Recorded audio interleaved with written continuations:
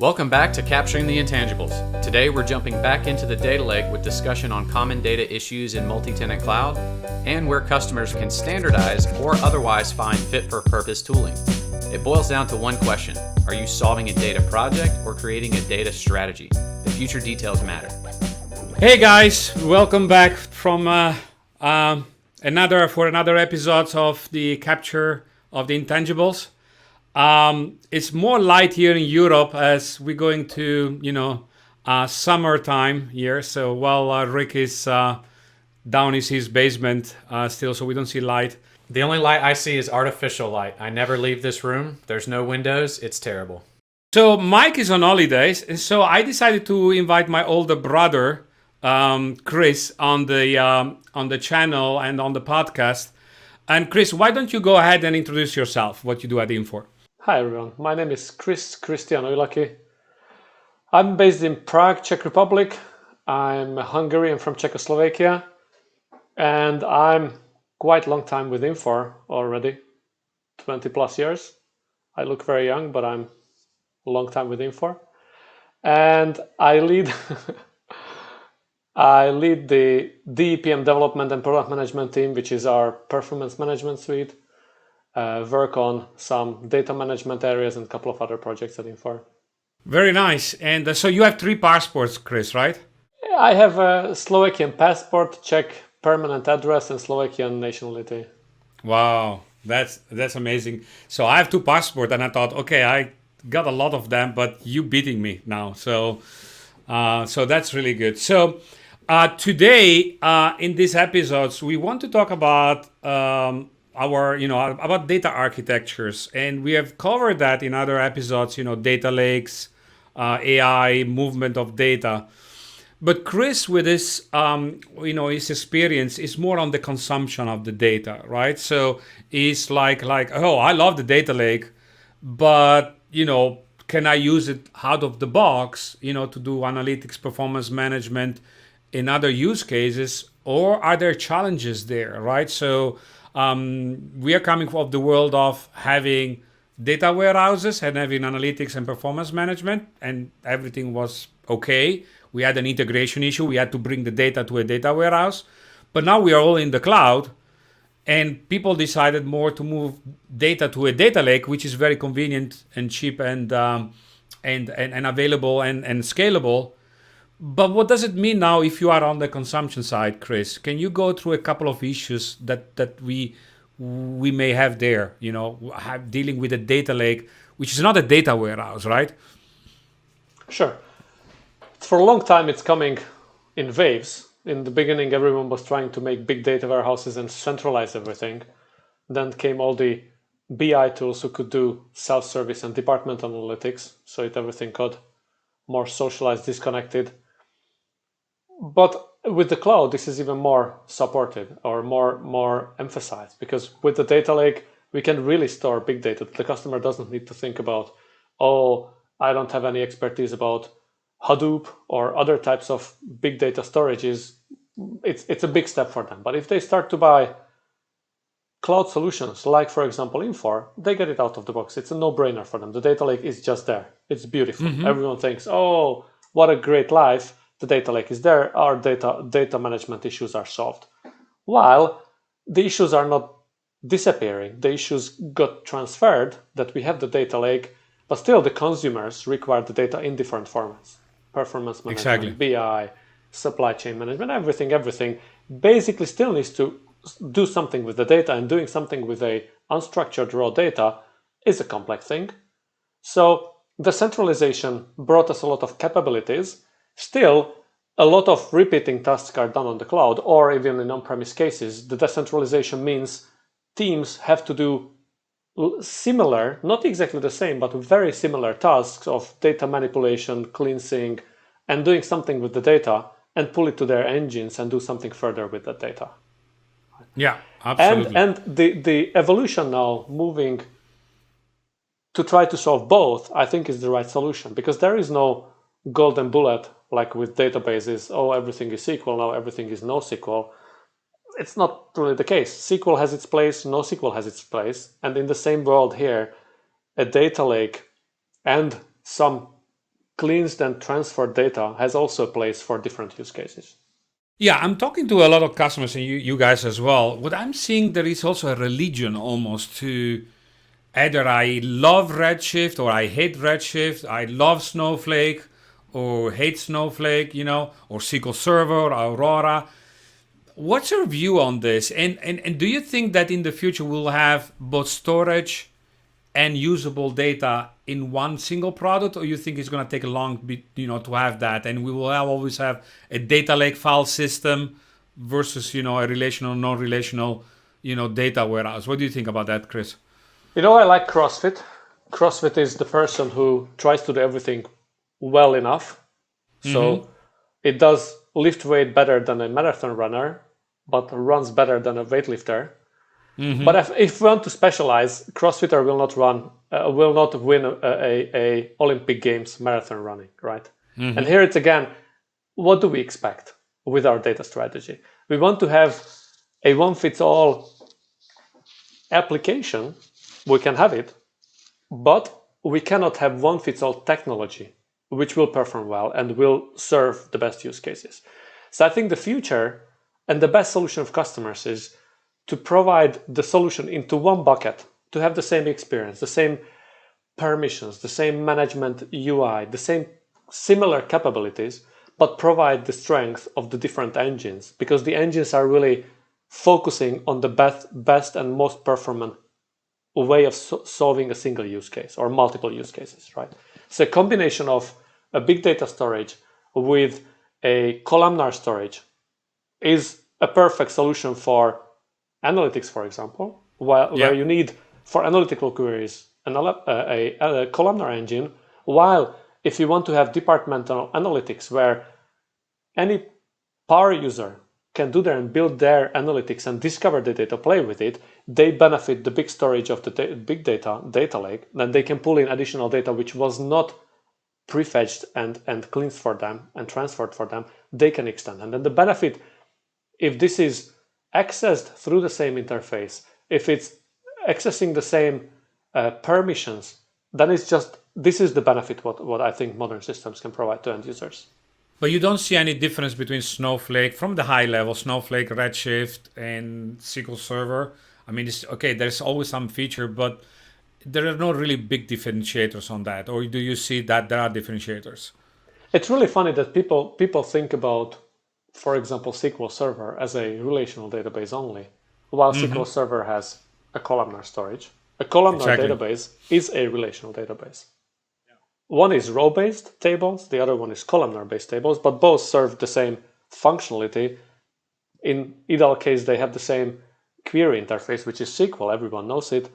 And SQL Server even has in-memory storage in one database. Yeah. So it combines all kinds of things, while it still has its strength where it's focusing on, versus Redshift, which is focusing more on data warehouses and much bigger horizontal scalability, right?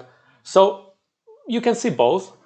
We have use cases where SQL Server is ideal because you run your transactional system on it, and you don't want to have another system where you move the data out, possibly through different on-premise to cloud or hybrid situations. You want to have everything. So in such a case, a relational database which has both row and columnar storage, disk-based and in-memory storage, is a good solution for having additional tables for query performance.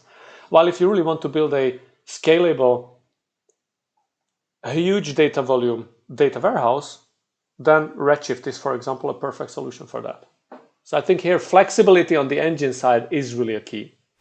Yeah, and I think the cost is also important because people have tried maybe to create data lakes with these technologies, data warehouse technology, but they weren't really cost effective, right? And so one of the things that the things that our competition is using, both relational and columnar, SAP for HANA of S for HANA. But when you come to a suite of applications, if everything has to be in that database, the cost effectiveness, is going to be really low. So that's why maybe having a data lake in between that takes all the transactions, both transactions and devices, readings for IoT devices, documents, videos, and so on, it's a better storage, and then from there you really create a columnar storage, right? So the promises of vendors creating a transactional columnar to solve analytics that solves for that data, that application that is connected to only to that database. So it's only for S/4HANA for them. But when for a CIO runs multiple applications with Salesforce and the other, where is that data going when I want to create analytics and reporting, right? So that's really the big challenge. Yes.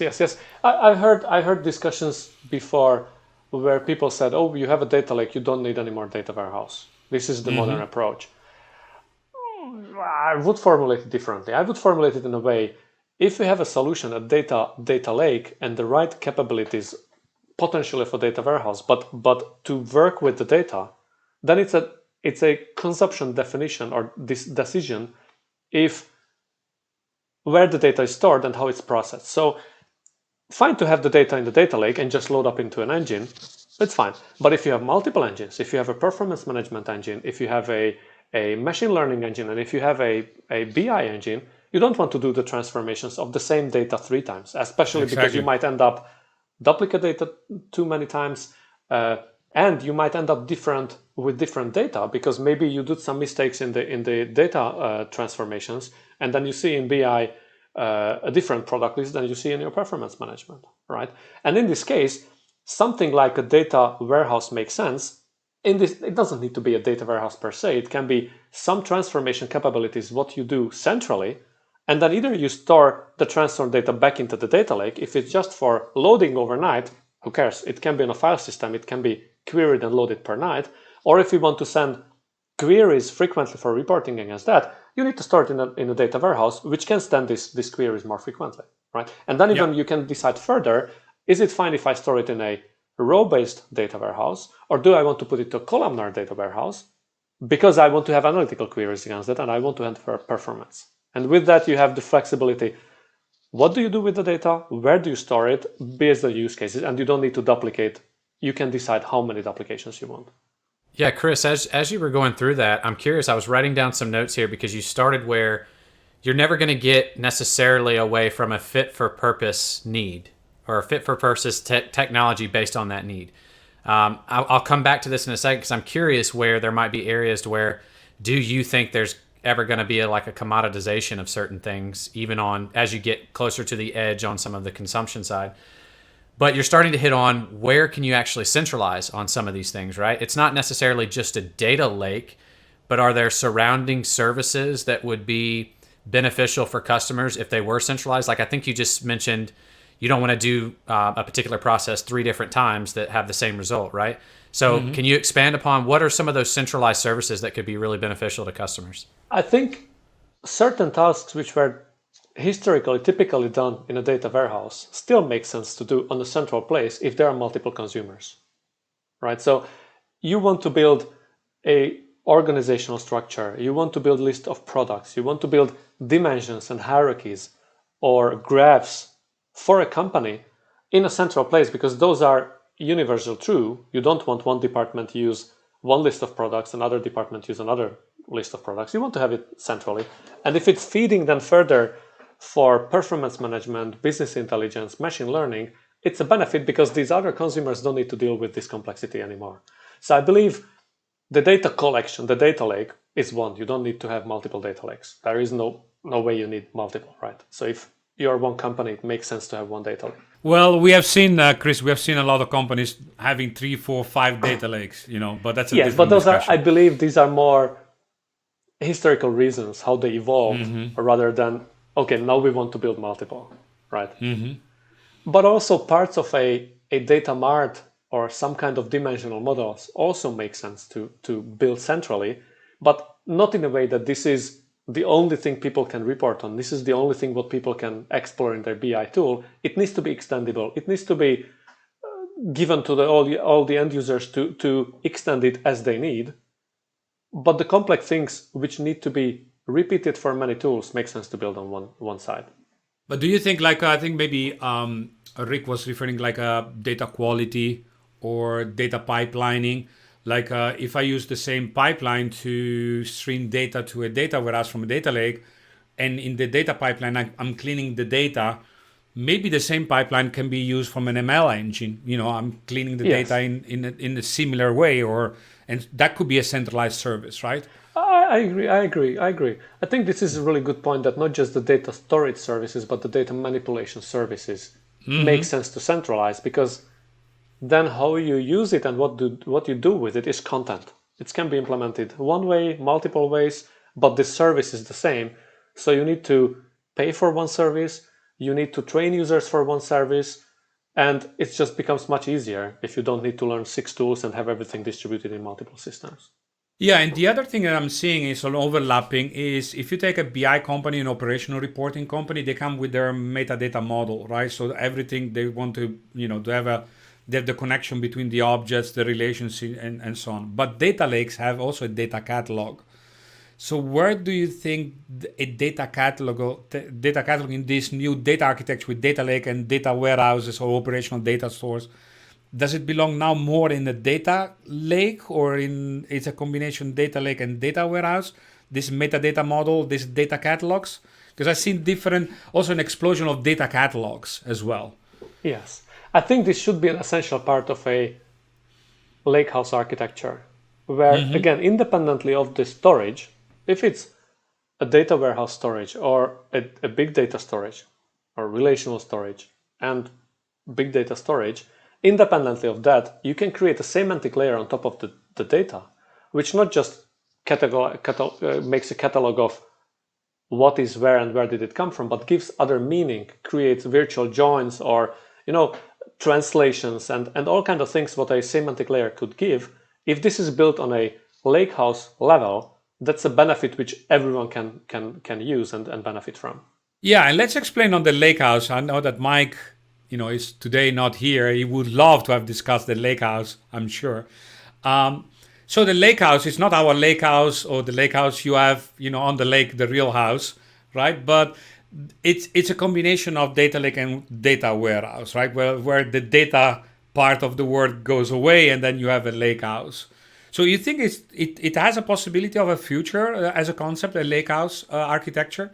Definitely. I started with that and it was unintentional, but it basically goes back to what I said in the beginning, that if there is a one service layer where you access the data, query the data, manage the data, create the catalog and semantic layer on top of the data, then the storage becomes transparent to the users. It's just a flag in the system. Do I want to store it here? Do I want to store it there, or both places? And then this is the lakehouse, which gives you one experience on top of the data warehouse, data lake, and could be extended to other types of storages as well. It could, and the data warehouse typically could cover this as well. The data warehouse can be a columnar analytical type of database, or it could be a graph database, or it could be additional things. And if anything which should have a repeatable model of querying, and typically all these services provide SQL type of access, then one interface and one API can provide access to all with similar services, similar functionalities. I think it's a great benefit for the consumers and for the end users. I always ask, so now I have a data lake on AWS, right? And people want to use Power BI, which is absolutely, a fair requirement. Where do I build the data warehouse? Do I build it in AWS or do I build it in Azure, right? So do that live access, capability, is it better to do a store forward with the data lake? Today data lakes, you said it, live access is not really, not yet there. So data lake is very nice for a store forward architecture. So I store it there and then I forward to a specific use case, right? With using maybe the data pipeline. So if I have the data lake in one cloud, should I have the data warehouse also in the same cloud? Or I'm okay to say, well, build your BI and operational data store in another cloud because your BI app and reporting app will be in that cloud. So where should be the data warehouse? Close to the data lake or close to the BI and operational reporting app? I think for this there is a modern and universal answer. The real solution is to download it to an Access database and use Access database to access all the data. And then we're all done, right? And then we are good. That's actually a very good solution. Or in Excel. Yeah, you can access from Excel. Well, Rick loves Excel, so I'm sure he's gonna use it. Once we have the interface on Excel, he's gonna use it.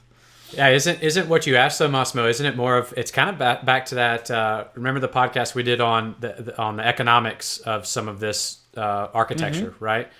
Because to a certain degree, to Chris's point, to where you might have a fit for purpose use case to where you want to use any given technology that maybe you can't run on AWS, maybe you can't run on Azure, whatever it may be, but there's a cost component to that you're gonna, depending on how heavy the use case is and the data load, you're gonna pay sometimes severely on that, right?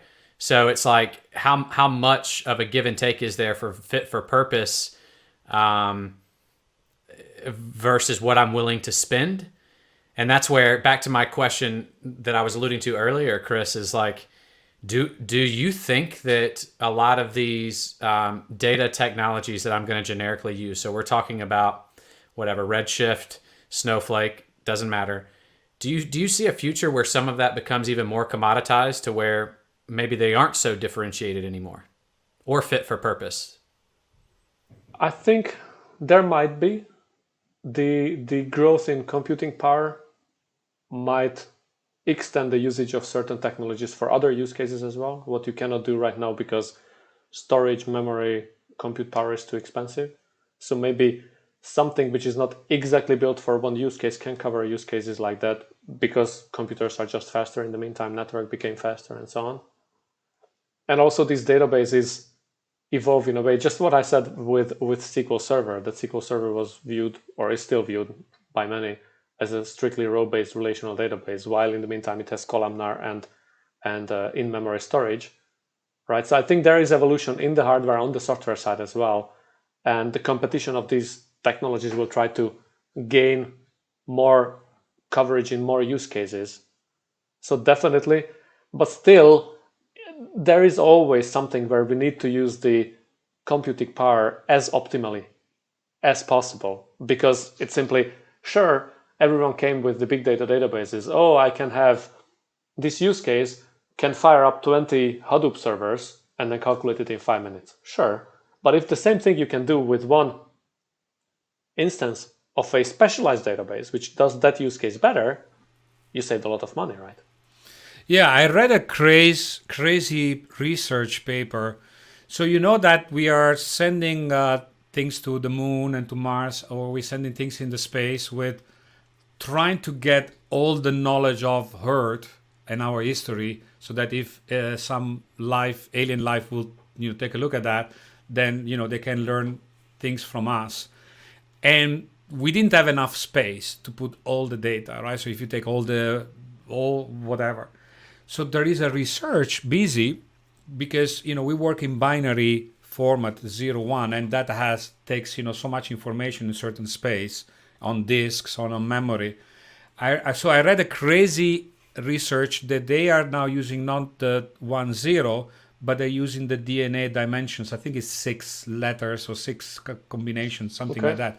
And so they can 3D print like something like this, and then put petabytes of information in this, and then use it to send it to in space, because then people can take information out of this. I don't know if it is true or not, but I was really surprised. I was really so amazed about using the DNA as a model, not the binary model, and then all suddenly your storage model is like this thing can do now millions of petabytes instead of the binary 0-1. You will use so many disks you need to store that data, right? So interesting, because in the university on computer science, we were calculating the optimal byte size for storing data, and it's not binary, it's E, 2 dot something, but you cannot have 2 dot something bytes, so the closest to that is 2, so that's the reason this is quite optimal, but maybe it has different aspects of yeah, people are experimenting that with using the DNA dimensions to store data.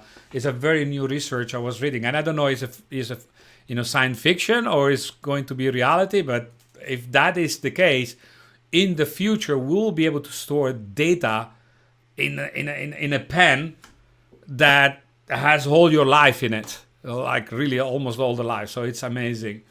But back to the question, Chris, you didn't answer the question. I know that your answer was access, but do you still believe that the data lake and the data warehouse goes very together as a twin brother in the architecture, or they can be separated and can be in another cloud because you use Power BI or use some Google BI, tooling? I think if you do a greenfield implementation, ideally they sit together, but that's not reality. There are a few companies who start huge projects to manage their data from scratch without any history. And as soon as there is history, existing tools, combination on-premise, different clouds, then definitely the answer is yes. And it depends on the customer and on the tools they bought. The data can stay on one cloud in the data warehouse, pulled into another place where they sit, where they host their BI solution and create the data warehouse there. But if there are multiple consumers for the data, it makes sense to do the data closest to these multiple consumers, create the structures and so on. And the BI tool is just loading then the relatively nice data into the engine instead of doing the full end-to-end data transformations.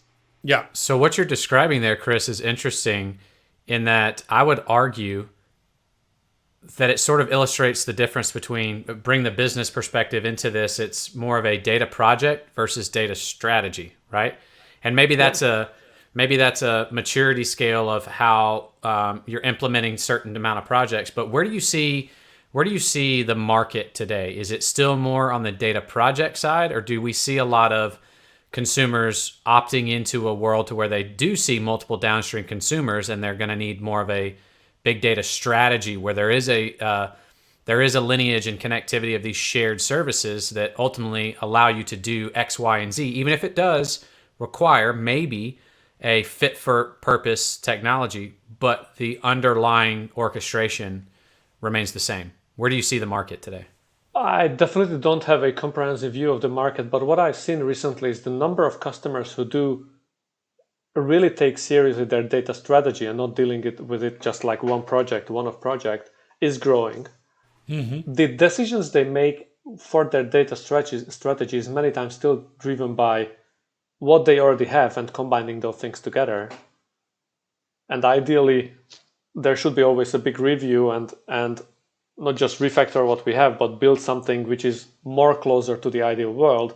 But this is always a business decision. It's really difficult for some company to restart everything from scratch.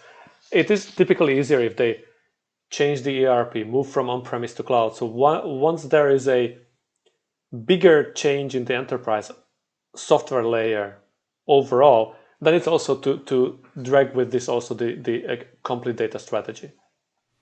Yeah, no, absolutely. I think I like what Rick was bringing up, like a data project and versus a data strategy. Yeah, and if you don't have a CIO from the top that lead from the data strategy, everything becomes tactical, right? So data project here, data project there. But the data project is the strategy. It should be the top strategy for a CIO because that beyond the insights, the BI and the reporting, ML is one of the things that in the next 2-3 years is going to be important. The business process insights is going to be also one of the next, process mining. It's going to be another dimension to that. And guess what? It's always the same data set. You have a data lake, but reused for different purposes, right? Yes. So and that's, and if you don't have that, then you do point-to-point data projects. Guess what? Once you want to bring all the things together, you can't, because you are on silo of data again. You did the same mistake like we did, 10 or 20 years ago. You are on different stacks. You're not sharing components, and you have to do all over again. Right? Yes, and the most disappointing data project is I want to bring my solution from on-premise to cloud, but I want to do exactly as I did it on-premise with exactly the same technologies. Yeah, it's difficult to innovate in this case. And unfortunately, we see many requests like this. I won't name the individual and customer that we're working with right now on just this exact scenario, to where we started off on more of a futuristic ML project. When I say futuristic, it's very operational. It's very real. I don't mean it in that way. It's not curing cancer, right? It's something that we went down a path, and then this customer all of a sudden realized, oh wait, let's take a step back because I'm already seeing how this data project is connected to other areas of my business that I'm going to want to expand into. So now what I'd like to do is bring in your architects and our teams supporting this, right? Is to look at this problem or this opportunity as a whole and say it's going to span this department and this data and this department and this data. Is there a better way to make sure we know we're going to go after this aggressively because it equals hundreds of millions of dollars in savings for us? We want to look at it holistically, but then be able to iterate through it. So it's a very difference of approach to say, I don't want to solve just this analytics problem. I'm realizing it's a much bigger opportunity that long term, it's a flip in the mind that I think we're going to see CEOs and CFOs of companies take too, that when I'm making these decisions on projects, the technology that I'm choosing here too, that I may not have a whole lot of knowledge and depth in, but I need to care because 5 years from now, when I move into another project, if I'm now making that investment that's going to cost me X million or whatever it's going to be in procurement, assets, services, etc., why aren't you making that decision earlier on to minimize that impact and create that culture of innovation? Anyways, so that's what I wanted to talk about is we've got customers that are looking. I couldn't agree more with you, Chris, that we've really started to see a fundamental shift that it's not just a single project or single thing I want you to sell me or provide for me. It's really, I need help looking at this entire problem as a whole. Exactly. The other area, Chris, that it's actually already available in the operations IoT industry 4.0.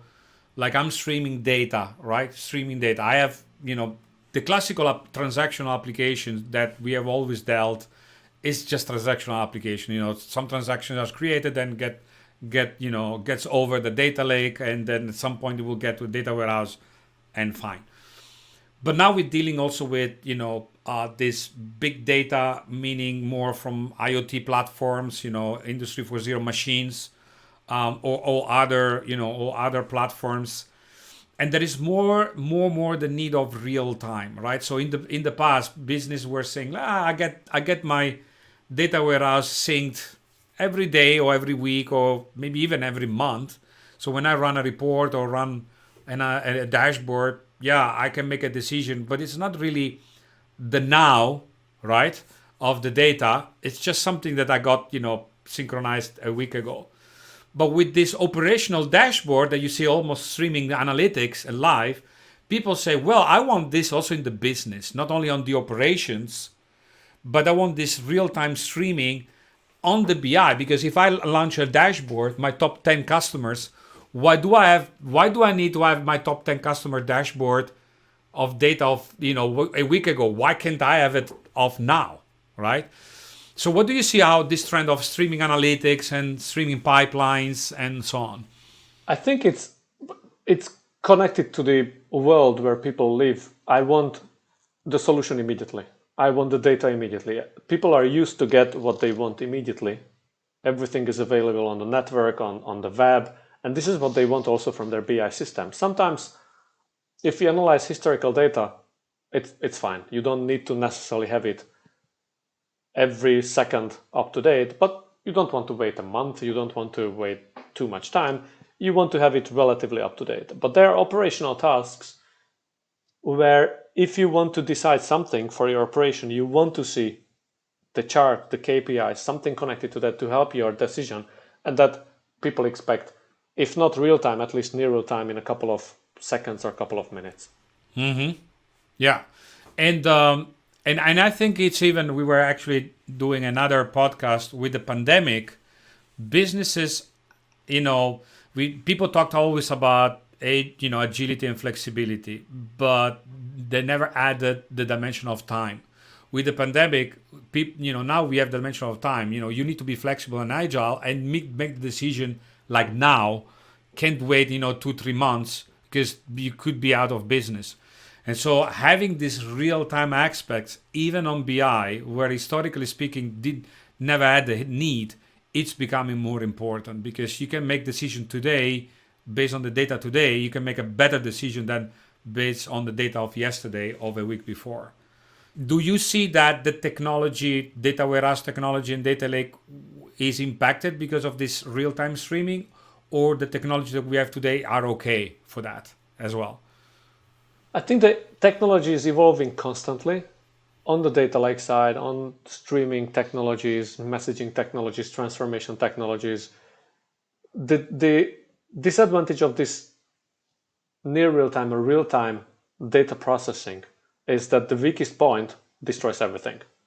If you have one step, a transformation, a transfer, moving data from devices to your data warehouse or data lake, moving from on-premise to cloud, or anything is not real time, then the whole system is not real time.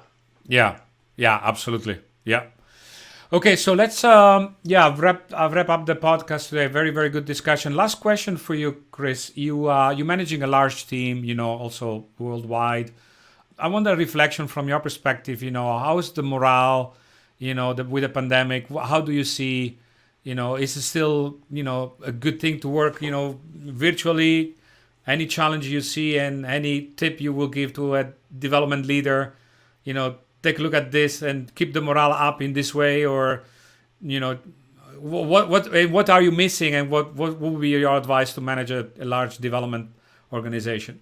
I think this was a very, very interesting experience for many people who, especially managers, who thought the only way to work productively is to work from the office, where I can see my team, check everyone when they are breathing, when they are playing, when they are doing anything. This got incredibly transformed, just naturally, without forcing anyone. It just happened. And I got so many times feedback. They say, oh, my team works from home, and they're even more productive than before. So this is really good. We have still, I think we cannot say, oh, everyone has to work from home and fine. Many people are not prepared for that. We have people with families, just a few rooms in the house or in an apartment. Kids are running around, especially when schools are closed. They say, I cannot work from home. The most funny situation was where one of our employees said, I cannot work from home. My mother-in-law lives with us. So yes, some people really need to go to the office, because otherwise they are disrupted too often. And especially if you're doing intellectually demanding work, like a developer needs to think, and they cannot be disrupted every 2 minutes. And if the kids are coming every 2 minutes like, Daddy or Mommy, I want this, I want that, he will not be so productive. But fortunately, this could be managed quite well by the majority of people. And I think there is one outcome, and fortunately, this is what we implemented already before the pandemic came, is that we have regular checkpoints, sprint reviews. The standard Scrum teams are not left alone and they do something, but there are communication top down, bottom up, and within the teams. So it's really transparent if someone is just laying back and not doing anything. It's really transparent if someone is struggling, others can step in and help. And the communication is really fluent, because the standard processes are covered in this way. What might be missing, I think, is building up a culture, hiring people and bringing them to the culture of the company, to get there to the family of colleagues, is much more difficult, obviously. Yeah. So, but you're not missing traveling then. I'm reading from you. It does as well. It does as well. Okay. Well, yeah, exactly. You can start crying now. So let's close the episodes today. Just to finish, Chris is, by the way, beyond being an awesome, development manager, architect, product manager, leader, name it. He's a fantastic photographer. So he's a top photographer, and I saw some of his work. It's really, really good. But anyways, thanks for following us. Please hit the subscription button, and please leave us comments, because we do want also discuss topics that you may be interested. So leave us some comments, and I'll see you next time. Bye.